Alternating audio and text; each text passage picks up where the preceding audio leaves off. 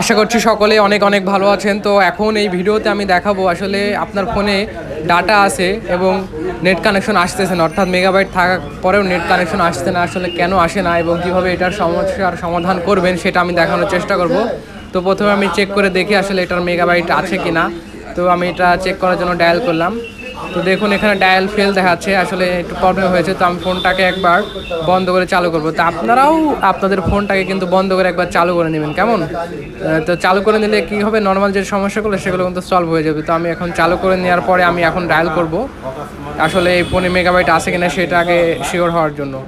তো আপনারা জানেন আসলে মেগাবাইট দেখার জন্য আপনারা ডায়াল করবেন *121*1*2#। এইটা ডায়াল করলে কিন্তু আপনার সম্পূর্ণ মেগাবাইট পাশাপাশি SMS ও অন্যান্য যে অফারগুলো থাকে সেগুলো কিন্তু দেখিয়ে দিবে।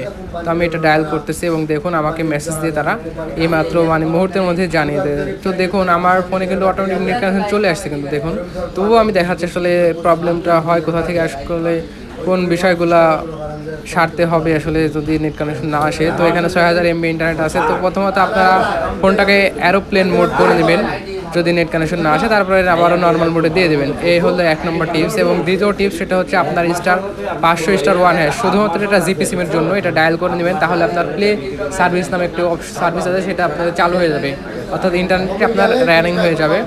এবং এছাড়াও আরেকটি যে টিপস সেটা হচ্ছে আপনারা সেটিংসে যাবেন, সেটিংসে গিয়ে আপনার মোবাইল নেটওয়ার্ক সেটিং সেখানে যাবেন, দেন সেখান থেকে আপনারা কোন সিমে ইন্টারনেট ইউজ করবেন সেটা ভালোভাবে সিলেক্ট করে দিবেন, না তা নাহলে কিন্তু আপনার ইন্টারনেট চলবে না। দেন এখান থেকে আপনার সেটিংসে যে অ্যাক্সেস পয়েন্ট আছে, এই অ্যাক্সেস পয়েন্ট থেকে এখানে জিপি ইন্টারনেট এবং পাশাপাশি যে অপশনগুলো আছে এগুলো সবগুলো ঠিকঠাক মতো দিয়ে দেওয়ার পরে আপনার এখান থেকেও টিক মার্ক দিয়ে দেবেন।